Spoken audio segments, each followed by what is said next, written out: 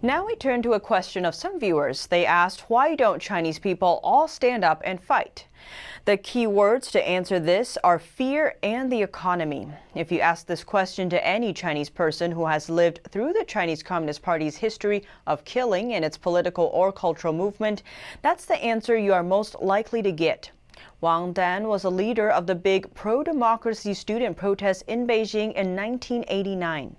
In a Radio Free Asia interview, he said fear is the fundamental reason for Chinese people not fighting back. In China, any expression of dissatisfaction or protest can lead to suppression by the authorities and even arrest. One example of the high-handedness of the authorities is the control of speech. The world already knows that Dr. Wen Liang was warned and silenced by police simply because he messaged his circle of friends about the Chinese Communist Party or CCP virus on Chinese messaging platform WeChat. That was because the CCP wanted to cover up the outbreak. Big Brother is watching every single person in that country. Even when you want to buy a kitchen knife in China, you have to be registered for it. The chips embedded in the ID or citizenship card record every move. The information they give upon being scanned decides whether you can buy a train ticket or not.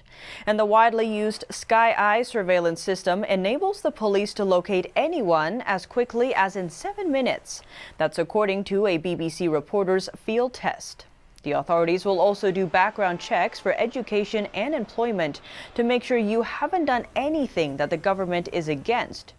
If you have, it's not only you, but your family members, your parents, brothers and sisters, sons and daughters that will likely become involved and be punished. Unless someone has the courage to fight alone against the tyranny of the CCP, most choose to remain silent. Another backbone holding up the CCP's power and control over people is economic growth. 70 years ago, the CCP cut off China's connections to the outside world and started political movements in order to, as they said, realize socialism and even communism. This drove China's economy to the brink of collapse. 40 years ago, the CCP had no other option but to open the country up again. And other countries brought huge amounts of money to China through investment and economic interactions. But the CCP's propaganda organs are telling Chinese people day after day that they now have a better life only because of the so-called wise leadership of the CCP, and that they should be grateful to the party. Many people in China believe it's the CCP that pays their salary. They believe the CCP's narrative because they have no other sources for information. And that's all for today's China in Focus. Thanks for watching.